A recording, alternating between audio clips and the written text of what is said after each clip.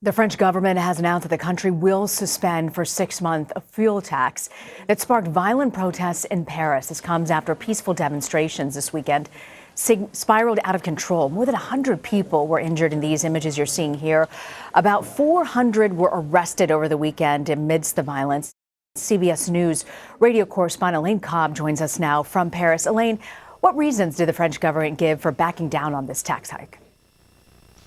Well, the Prime Minister, in announcing the moratorium for 6 months, said that no tax protest is worth endangering the unity of the nation.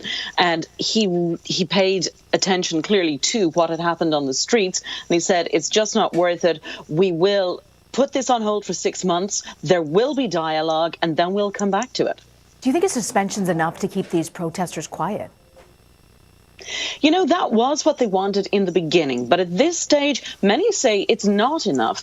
First, they were concerned about the price hikes. But since then, people have been looking at the rising cost of living, their wages not keeping up with them. And they say they want more. They want more action that will mean they have a better chance of actually being able to afford Christmas presents for their children. That was a big one for many people here, saying, you know, this is the time of year when it really hits us that we don't have money to spare. Now, part of the fuel taxes also involved electricity and town gas. Those two will not rise over the winter, the government has said. All of that will help, but you know, it's not clear if the protesters will decide it's enough, particularly since they're very fragmented and disorganized. So some may continue, while others say, OK, this is good. So, Elaine, do you have a sense backing down from this tax hike, does it help or hurt Macron politically?